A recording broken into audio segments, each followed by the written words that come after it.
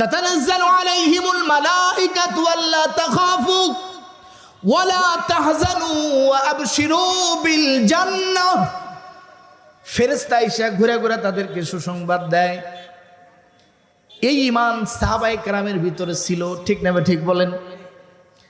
এই ঈমান সাহাবায়ে কেরামের ভিতরে ছিল, জীবন দিয়া দিছে, ঈমান বিক্রি করে নাই।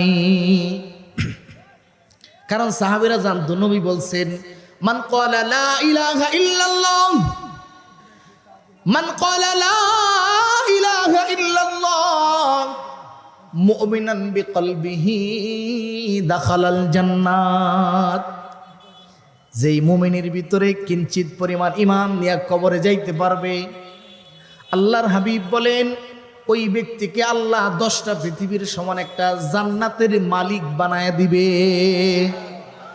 এজন্য তারা জীবন দিয়া দিছে, কিন্তু ঈমান বিক্রি করে নাই।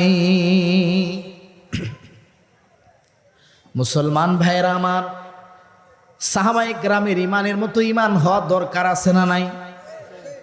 ওই রকম ঈমানদার যদি হওয়া যায়, তো আল্লাহ রাব্বুল আলামিন আজও আসমান থেকে ফেরেশতা দুনিয়ায় পাঠায়া আমাদেরকে অভয় দেয়া বলবেন, চিন্তা করিস না, টেনশন করো না, জান্নাতের সুসংবাদ গ্রহণ করো।